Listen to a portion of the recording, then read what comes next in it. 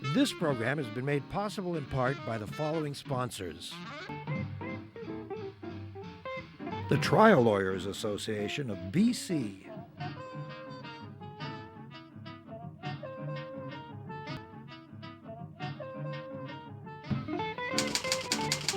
The Vancouver Courier newspaper.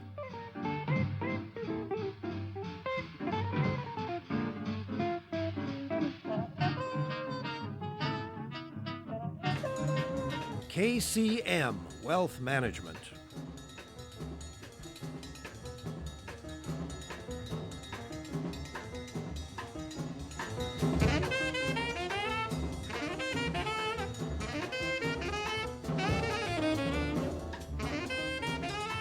So yesterday I'm sitting at one of my favorite cafes reading a book and sitting outside, of course, enjoying the sunshine, and three young women walk by, and one of them says jokingly to the other two, "So, have you worked off that hamburger yet?" And they laugh, and the other one says, "No, but I've worked off one fry." And it's very lighthearted, but is it? What's behind that kind of joking? Are our young women obsessed with body image? And if they are, why is that so? They could also be arguing about whether or not they got the top mark in the physics class or something else. It also raises questions about the pink ceiling and the glass ceiling, and particularly in areas of business and politics. We've had very few successful female politicians in Canada, and we had a female prime minister for about a ninth of a minute. Lovely person, smart person. I was at an event with her recently, So all of that brings us to a very powerful new documentary movie called Misrepresentation. Now, we're going to show you the official trailer for this movie, and then we'll meet our guest in studio who presented it recently. But a little warning, there are a couple of moments in this 2.5 minutes of film that could be described as adult content. So send the kids out for an ice cream or something, and then you can bring them back for this conversation. Here is the official trailer for Misrepresentation. The media is the message and the messenger, and increasingly a powerful one. In a world of 1 million channels, people try to do more shocking things to break through the clutter. They resort to violent images, or sexually offensive images, or demeaning images. When is it gonna be enough? There is no appreciation for women intellectuals. It's all about the body, not about the brain. You all saw the photo from the weekend of Hillary looking so haggard and looking like 92 years old. Breast implants, did you have them or not? If you waterboarded Nancy Pelosi, she wouldn't admit to plastic surgery. The fact that media are so derogatory to the most powerful women in the country, then what does it say about media's ability to take any woman in America seriously? I have close friends that will go to the bathroom and put on like 10 pounds of makeup, and you're at school to learn. I remember 5th grade, I was worrying about my weight, and now I'm in 9th grade, I'm still worrying about my weight. As a culture, women are brought up to be fundamentally insecure. Media creates consciousness, and if what gets put out there that creates our consciousness is determined by men, we're not going to make any progress. Little boys and little girls, when they're 7 years old, an equal number want to be president of the United States when they grow up. But then you ask the same question when they're 15, and you see this massive gap emerging. We're shortchanging voices that are urgently needed in public forums from ever getting to the table. As the most powerful country in the world, if you're not standing for the right values and for the right principles, that's a loss for the world. You get a woman in the Oval Office, most powerful person in the world, what's the downside? You mean besides the PMS and the mood swings?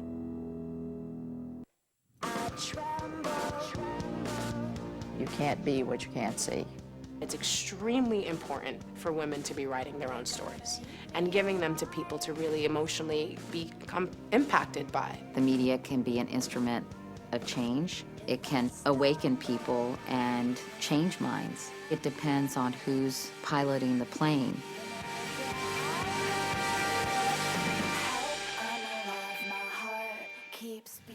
Sandra Wear is the person who presented the movie at the Scotiabank Centre at a recent showing for a very enthusiastic house. And Sandra Wear is the executive of her own company called planningforexit.com. Why did you do this movie? Why did you show it? It's very interesting. Well, I first saw the clip in the fall. Yes. And as we can see here, it was pretty moving. It's thought-provoking, so I went to see it. Yes. And it was an audience of about 200, and I thought, more people need to see this. And I also got me thinking, it's 2012. Yeah. I sold my first company in 2000. Nothing's really changed. If anything, it's gotten worse. I don't think we're facing head-on what the problems are, and so I wanted to get the message out. So my whole objective was to present it to a business audience and then get more people to put on their own screenings. Well, where has the movie been seen other than the kind of screening that isn't it on some American channels? Isn't it out at theaters? It's not, and actually that's kind of indicative of the challenge, right? Is that female content, or whether it's created or revolves around female, let's say, centric issues, it's much harder to get distributors. So it's not in any theater right now. The only way to see it is if someone hosts a screening. You can also buy the DVD now because of the attention it's gotten, and the OWN network, so Oprah Winfrey's network, bought the rights for her own network. I was thinking, that probably the most successful Hollywood movie of all time in terms of box office,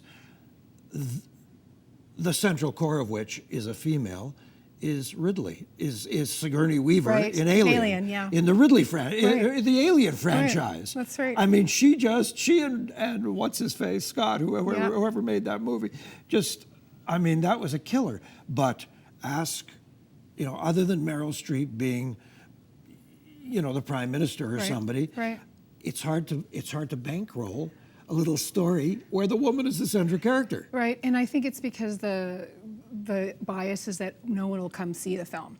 Bridesmaids was a huge box office success, but it didn't start off that way. Of course. It was in limited release, and it was only after the first weekend that people thought, the studio execs thought, people actually want to see a funny movie with women, where the women are actually, active participants. Imagine. Right. Yeah, That's right. That, one of the things that I'm always kind of shocked about, I shouldn't be, is when I watch sports events and or watch the news, I never hear commentators talk about Mr. Obama or Mr. what's the fool who's running against him? Mr. Romney. Romney, whatever. They never talk about what Mr. Harper is wearing. Right. But the moment a person of female gender appears on the political scene, we have to know what she's wearing. We have to know how many children she has. And female athletes, they'll talk about, this gal is wearing such and such on the tennis court. Right, and who cares? Why do I care? That's right. How is that relevant to what she's doing? Hit the tennis ball, will you? Right. Yeah, that's very true. So why? Well, is it just human nature, or is it just men? Well, I think because the decisions are predominantly being made by men, and the assumption is that, it's happened over time, right? I think it's gotten worse in the last decade, 15 years. That's twice you've said that. I think it's gotten much worse. And I actually think we're on the cusp of another big movement. Oh. Yeah. Which one might be? Actually getting us to equity, right? So when Gloria Steinem, first came out there, she was talking about it'll take 100 years. And now, so it's been about 50 years, we're saying it's going to take 500 years. And so we're going way backwards. And I think the women in their 60s and 50s and 40s, and even in their 30s are saying, well, hold on a second, we're not where we should be. And we're starting to really, shine a light on it. Sheryl Sandberg is a great example of it. Yes. She's doing a tremendous job in showcasing that this is an issue. And it's not just about women. See, here's the thing, it's not just about women. We can't build the best business, we can't build the best community if we're only hearing from 50% of our population, right? And that's what we're doing for policymaking, innovation, business. Yeah, why you said earlier that in terms of business, you feel that things have gotten worse. One would stupidly, optimistically, rose-tinted glassedly like to think that things are getting better, that more women are taking over companies or running companies or innovating companies and so on. And you're saying it's harder than ever? I think it's gotten worse, and it's kind of the central theme of the movie too. So it goes back to your question, why was I interested, is that it's relevant and it's important, and we've sexualized women way more. And so to your point on who cares, just how well do they hit the ball? That's what tennis is about. Well, how did that conversation get us to, instead of saying who's the best tennis player, it's what is she wearing on the court or what is she showing in the magazine, right? Yes. So I do think it's gotten worse, and the media or the images we see affect all that. So it's up to all of us to speak out too, I think, rather than just, taking it in and starting to realize what the biases are. This morning's headline in the Vancouver Sun was a dreadful and shocking story that obviously has just opened. It'll be a long time before we hear any conclusions. But a woman who's been in the RCMP has said that since the 80s, she has consistently suffered sexual discrimination and harassment. Yes, and most of my girlfriends will tell you the same thing. And these are... What do you mean? In the RCMP or not anywhere? Not in RCMP, anywhere. In executive positions in the corporate world. Yes. That they've suffered it. And it's really quite depressing to think that that's become okay. So I think first part is saying this is an issue. Second part is it's not okay. And so, when I saw the film in February, I said, zero tolerance. Yes. Why can we have zero tolerance for everything else, but this we don't? So I think it's part of the conversation is saying it's not okay even a little bit. Well, we've had governors who are sex maniacs. I'm thinking about in America, who are sex maniacs who have a platform of law and order, and then turns out they're practically running brothels, or at least giving them enough money. Say one thing and do another. And then they end up as hosts on CNN. Right. We've got all kinds of politicians whose personal behavior is pretty questionable or shady. But I'm so naive. I actually thought that we'd reached a point where if some guy made some stupid advance to an employee of any gender, the employee today would just say, blow it out your ear, get away from me. I think objectively, it makes sense that that's what would happen. But when you're in that situation and you're surrounded and you're the only one, see, this is the other thing. It's interesting when I was doing the film, when I put on the film and I invited men, I really think men need to be part of the discussion. They're not our enemies, but they need to realize that this is, right? We need them too to solve this. And there's a lot of men that were not comfortable going. And I said to them, well, hold on a second. What do you think my life is every day, right? And so when you're in a very obvious minority, psychologically... Your life is like this every day? Psychologically, you don't think... Well, I don't think about it. I don't. I was very fortunate. I was brought up in an environment by two very supportive parents who said anything was possible. And I didn't even think about sexism until I hit my 20s and encountered it. Do you remember the first encounter? I won't remember the first encounter, but I do remember significant ones with... Give me one. We got a minute to our break. Well, there was a big management meeting and everybody got invited except for myself, even though I was number 2 or 3 in making the decisions. And so you can say, why? You're not invited because you're a girl? Well, there was a lot of other reasons given, but they didn't fly. So I think that was one. And being cut out of conversations, right? So. Because of your gender? Yeah, I think and I don't think it's even. Preposterous. I don't think it's even conscious. Like you go to certain places or you're out on the golf course and you're not invited just because. And so then that sort of builds momentum around not being part of that conversation. I don't know if I'm lucky, unlucky, or neutral, but it seems to me for the last 30 years, everybody I've worked for has been a woman. Well, I think you're both, lucky and it could be unlucky depending on the person, people, but it's unusual. It is unusual. Yeah. Okay. Well, we'll take a little break and come back for more unusual. Our guest is Sandra Wear from planningforexit.com, and we're talking about the film Miss Representation. Quick moment to point out that davidberner.com is our site. Happy to hear from you at any time about anything. And take a moment for our lovely supporters to say hello. These are the folks who make possible the show every week on Shaw Community Television, Cable 4. Back in a minute. This program has been made possible in part by the following sponsors. The Vancouver Courier newspaper.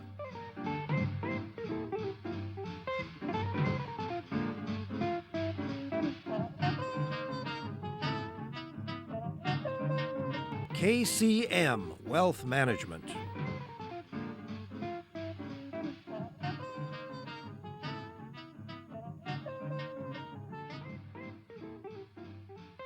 the Trial Lawyers Association of BC.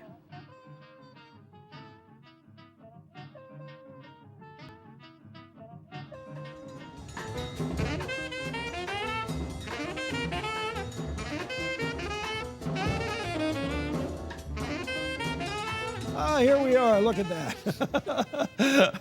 Interruptions are so short. So I was thinking about this group of young people I saw on the street yesterday. We were having, again, I was having some fish, having for dinner, but out on the street. And these kids came out of a tea house. And they're pretty rich kids. They got fancy, really expensive cars and so on. And they're about 20. And I didn't notice anything in particular about the guys, but the girls, to be frank, and I don't think they were trying to do this, they all looked like hookers. And they weren't hookers, as far as I know. But they were all pencil thin. They were all about 20. They were all wearing a little halter. It's hot out, it's beautiful. And a little spray-painted pair of shorts in which almost anything, well, not much is left to the imagination, is all I can tell you. The entire body form is there. Right. Okay? And heels about this big because they're all short. And I thought, what are you kids doing? You know, like, you really could go out in public and look gorgeous and look terrific, but you have to look like $1.25 hooker. Is this necessary? Well, you know, and I think...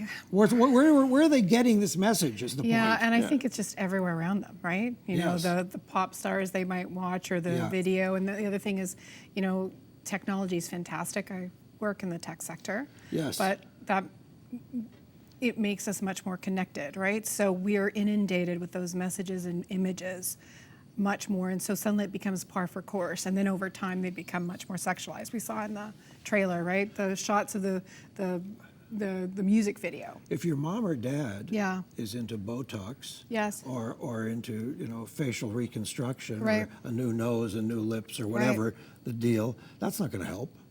Well, I think that being told that I know this sounds kind of trite, but what's inside is really important. Actually, what's on the outside does erode over time. Yeah. So it's what you can contribute to society, to our economy, right? And that's about, you know, your brain, really. But how do we go from some simple things like, look, there is a general sort of truth that it's nice to look pleasant and to look nice, and it's true that, you know, handsomer men tend to be a little bit more successful, and lovely-looking women tend to be a little more successful. That's nice. Right. But how do we go from that to the extreme? To the extreme of everybody has to be sensational.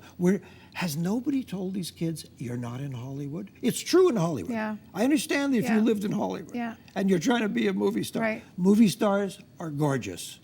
But if you're not trying to be a movie star, what's the issue? And then how do you define beauty too, right? And if you look at a Hollywood actor versus a British actor, there's a big difference. And I think that's the other thing, right? So you're looking at these images and they're not real. And then they get modified and they're less real. And so you try to become that, and that's not even possible, right? And so when you start to think that, so there's there's a study, blind people and blind women have much higher self-esteem than women that can see. What? So, it goes to when you see all these images, what happens? And so that's part of it is being really comfortable or secure in who you are and understanding that what you can provide to the world isn't about just the aesthetics. Although that's important, right? That's all, there's a part to it, but it's not just one aspect, and it's not as extreme or sexualized or unrealistic.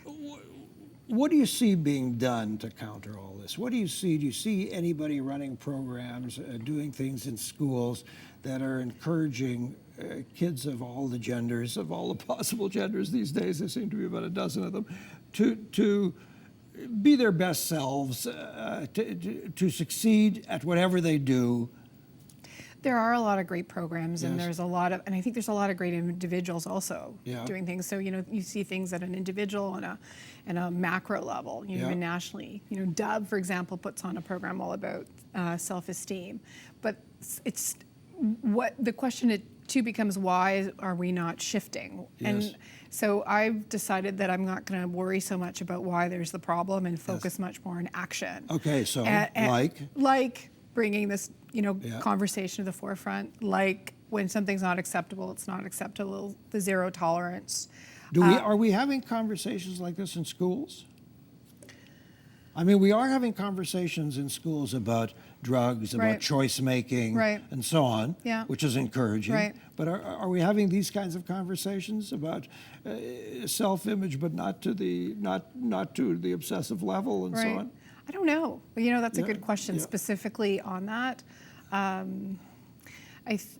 If we're not, we ought to, shouldn't we? Yeah, we should. And I also think is understanding, even just individually, you can make a difference. I know that seems very difficult at times, but if you're not letting your kids watch certain programs, or you're not letting certain conversations happen at the board table, you know, that helps solve the problem, right? And so it goes to the whole zero tolerance and saying, you know, it's not about the exterior, but it is about what are you contributing and what are you adding. It's amazing how people do say things that are flummoxingly stupid, and how most people don't react. That's right. When we started and we showed the clip, some very well-known commentator on American television, we don't know what he was talking about. It sounded like he was talking about a presidential candidate. Right. And he said, yeah, if you eliminate the PMS and the headaches or something. Yeah, that's right. Brilliant. Yeah. Lovely. And what is that based on? What objective fact, right? And how is that acceptable to say? Have we had a woman leader? Have we had Thatcher or Golda Meir or or Eva Peron or whoever? Have we had a female leader suddenly caused the country to collapse because she was in the middle of her monthly disaster? Right. I don't think so. No, and also the assumption is that men aren't emotional, right? And yeah, exactly. Just by being human, we're emotional. Some are less and some are more, but just being female versus male doesn't. Let me assure you, we all know lots of men who have more PMS than any woman. Yes, any 10 women. Yes, chairs being thrown around, put together. What, if anything, can people do in the work environment? Are you seeing women mentoring other women? So there's a lot of mentoring programs, and that does happen. And I'm involved in that. I know a lot of great women that do that. But I also think it's important not just to look for female mentors, but also look for male ones. And I also think it's important that we're not just interacting with women. So, you know, if we exclude ourselves as part of this, then that doesn't help. So, you know, look for men to mentor. I work with a lot of men.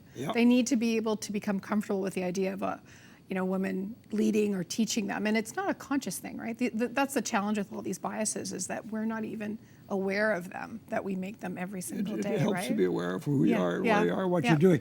What about the trap of the female who goes out of her way to climb the corporate ladder? And of course, and we've seen this cliche in movies and television, the Glenn Close kind of character, who then turns herself into a surrogate man. Right. Who, you know, we say, oh, she's ballsy. Yeah. Well, look at that language. Yeah. We're saying basically she's become a man. Yeah, that's very nice. That's right. She's a real ballsy woman. That's right. The feminine adjectives are usually weaker, nicer, softer. So how do women succeed without turning themselves into an imitation man? I always wonder about that comment, because what does it mean? You know, we come in lots of different flavors, just like men do, right?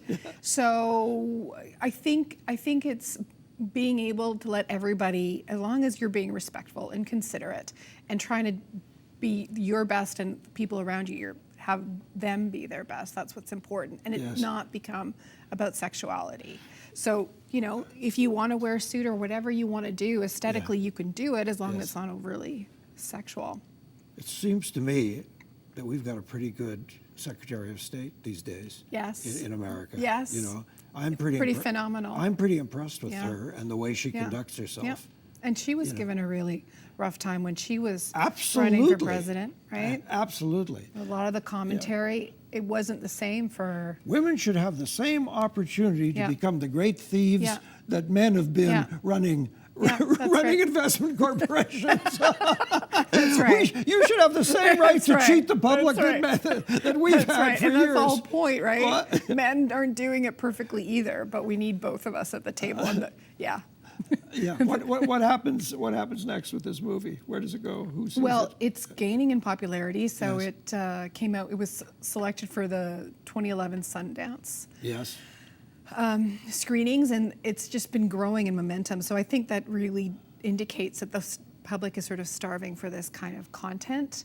And they're starting to show it in schools. So to your question earlier on is, are we having these conversations? Yes.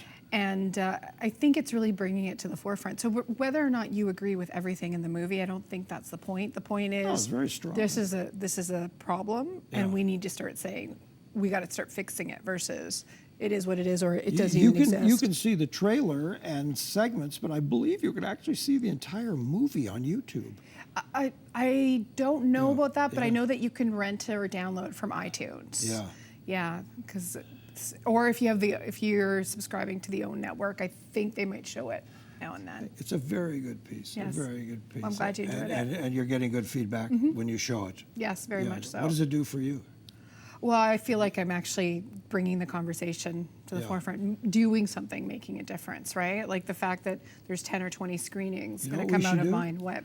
Let's do another screening, and I'll lead the after-filming discussion. Okay. Well, okay. With the audience. All right, let's do that. Okay, it's done. Sandra, thanks so much. Thanks, David. Okay, well, wonderful stuff. The movie is called Misrepresentation. Misrepresentation. Watch for it, kids. All right, next week, Constance Barnes, speaking of women who are accomplishing things, Constance Barnes at the moment is a commissioner for the Vancouver Park Board. I think she's running for the legislature after that. And what's the subject? Let's pave over paradise. Let's turn Stanley Park into condos. Well, not quite, but one of her colleagues has said that we should change Langara into some high-density housing. Yikes. Thanks again for being with us. DavidBurner.com is the site to go to. We're glad you're with us, and we give our thanks to all of you here at Shaw Community Television, Cable 4. Good night.